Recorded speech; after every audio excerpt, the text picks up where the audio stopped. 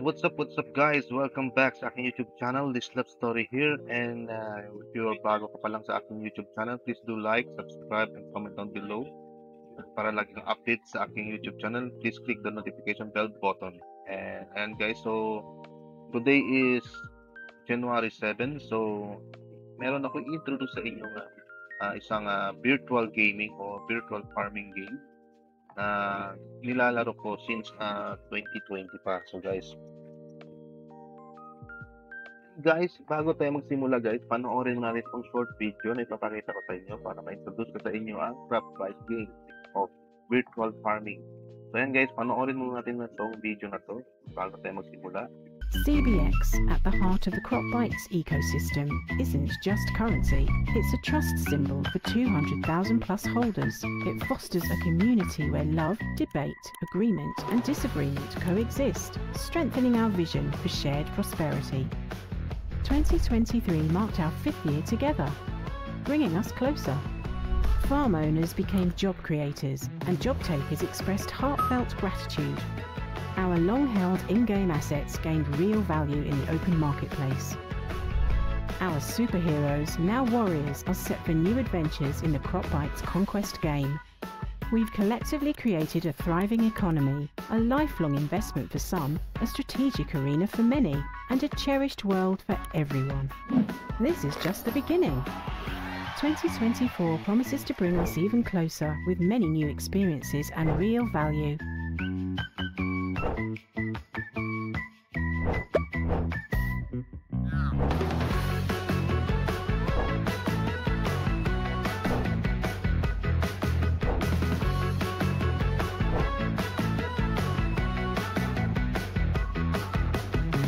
Nakita nyo yung video, no? Maraming improvement ang darating ngayon sa 2024 sa paglaro ng Craftbytes. Maraming update at pagbabago ang mangyayari. So, malaki ang potential ngayon ng Craftbytes guys na mag-boom pagdating ng bull market. So, ngayon guys, habang bear market pa lang, mas maganda pumasok tayo dito sa larong ito at bumili na ng mga assets na kaya natin bilhin. Dahil sa ngayon, napakamura ng mga assets ngayon guys. Believe me, pagdating ng bull market na to, sasabog na tong game na to. At dito na tayo kikita ng malaki guys.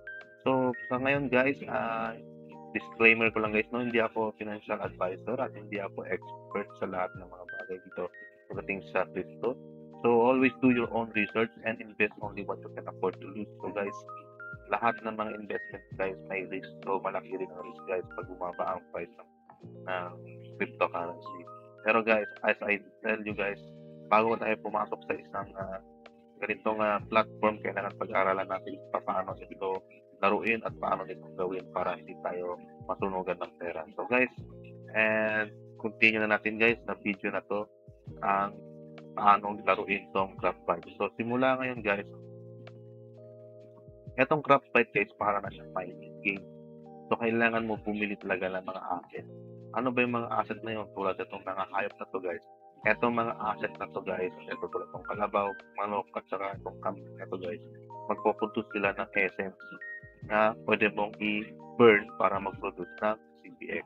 At yung CBX, yun ang pwede natin i-hold or pwede mo siyang ibenta at i-convert sa TRX or USDT.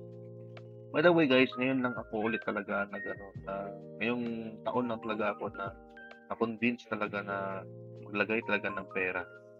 Kasi nung habang nilalaro ko to noon, free to play pa lang ang ginagawa ko dito guys. So wala akong nilagay na pera noon. So since 2020 ko nakita tong Craftbytes.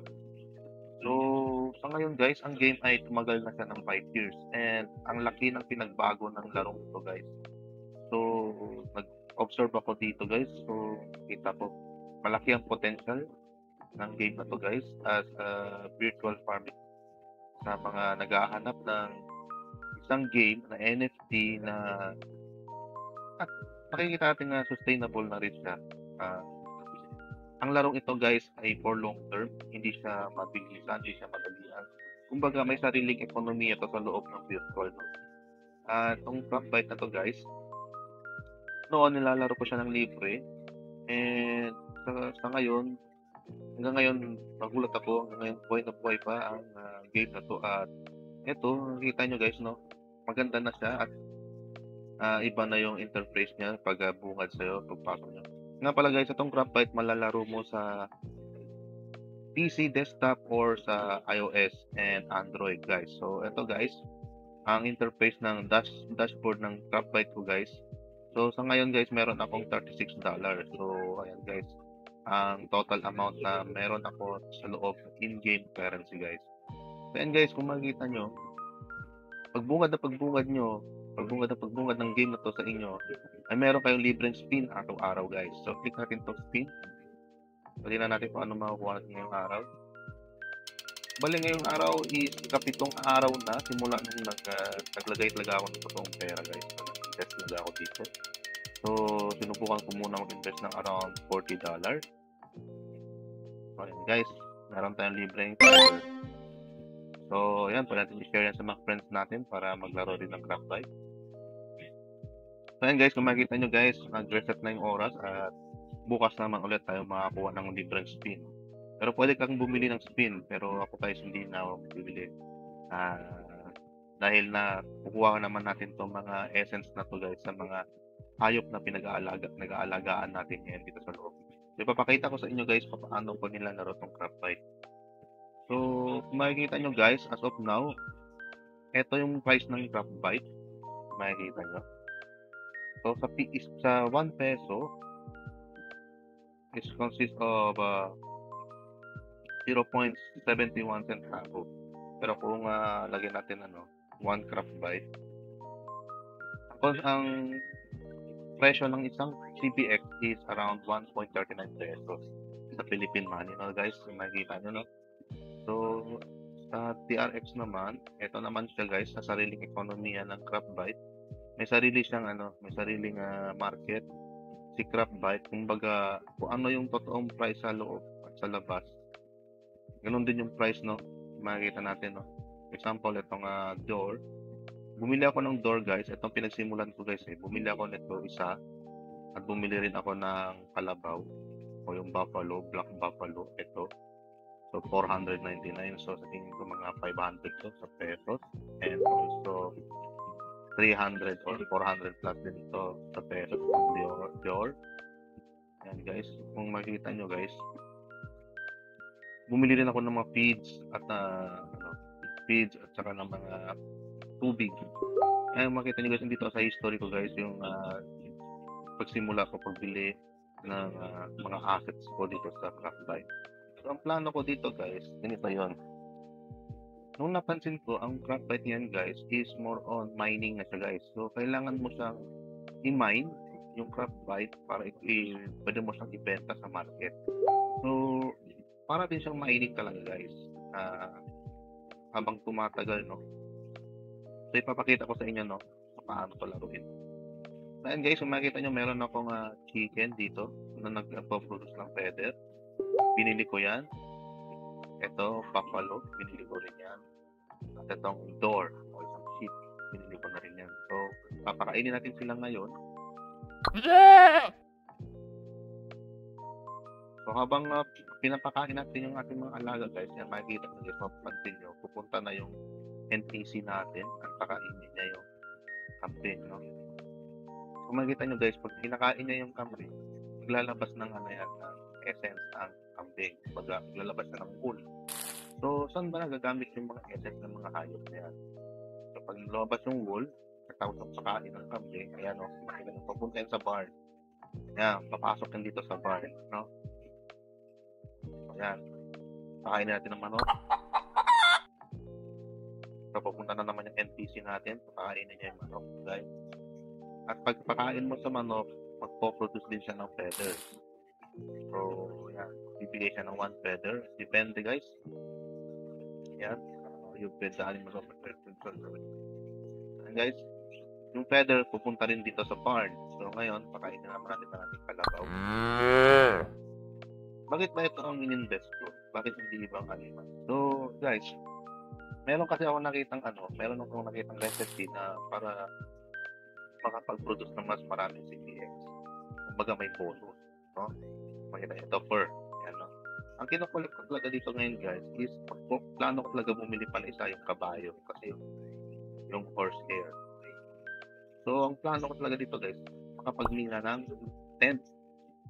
Ito yung mga essence ng mga animals na makuha natin guys na pwede natin i-convert to CPX. Yan guys. So, yan.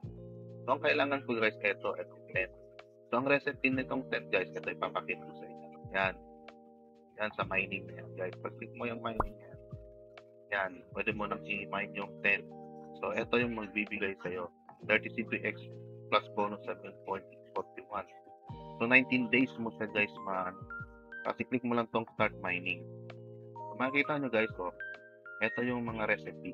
Ito yung kailangan natin recipe. Yan. So, meron ka ng recipe na yan, mabuo mo na isang tent. Example.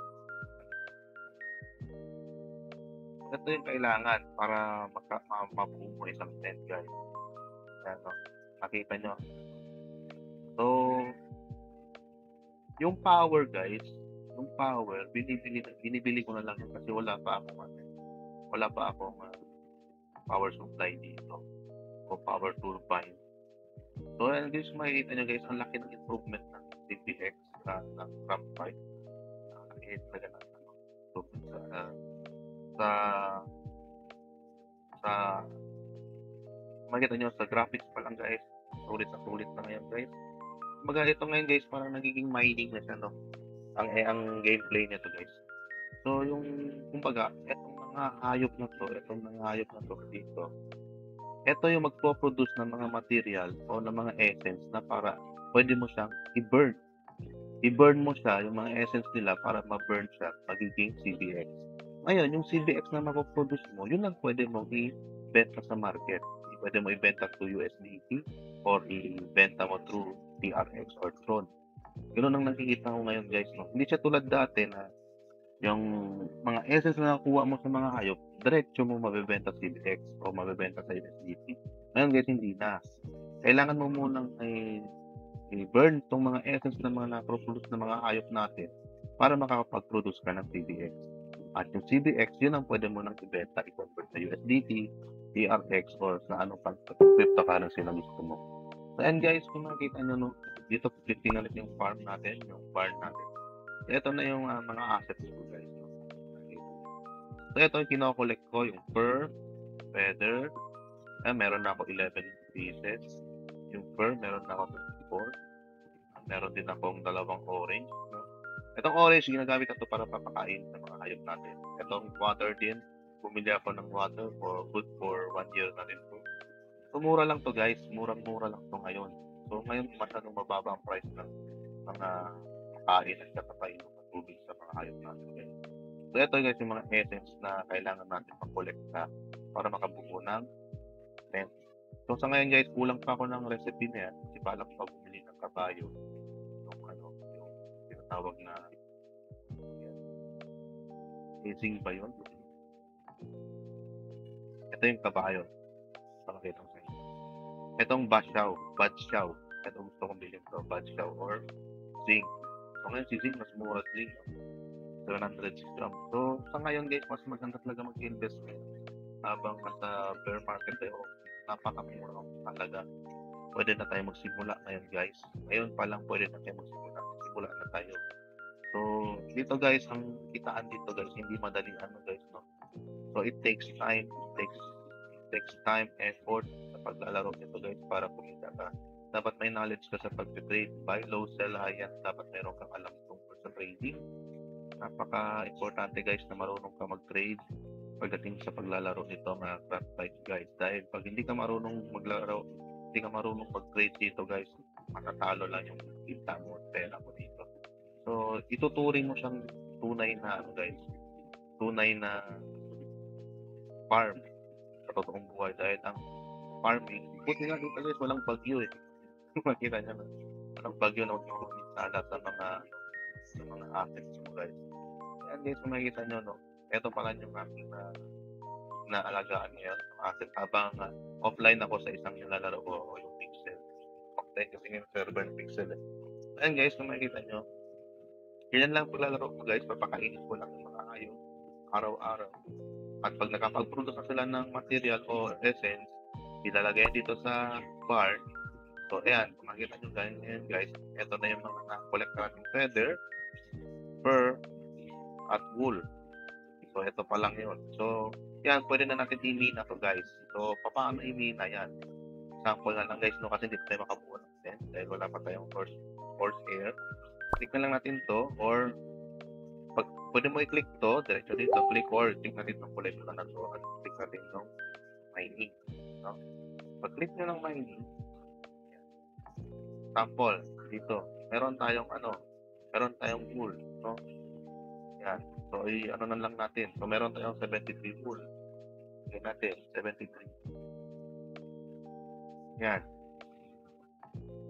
Ngayon, itong 73 na wool na to, i-mine na natin. Estimated time is 19 days. Ayan, guys. 19 days, 22 hours, and 4 minutes para makapag-mina ng 1.882 CPX. Tignan natin, guys. Yan. So, lahat ng 73 wool natin na-mine na natin ngayon. So, mag-mine pa tayo ulit. So, sa wool, dito naman tayo sa feather.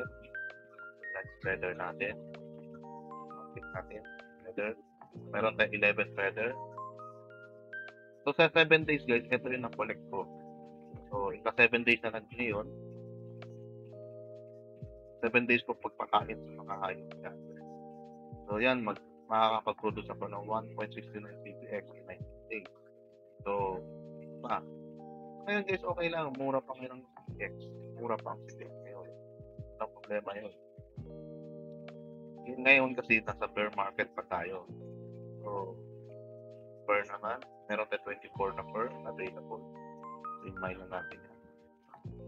So, 24 na per, makakapag-produce na ng 1.861 CPX. Estimated time, 19 days, 2004.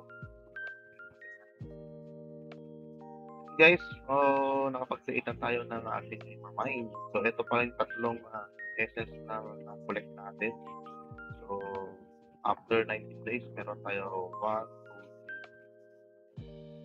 CPX. Okay, so, ayan guys, update na lang kayo sa next video ko about this game, Crabbyte, at sana may natutunan tayo sa bagong update ng CPX o Crabbyte. This is Story signing off. Thank you.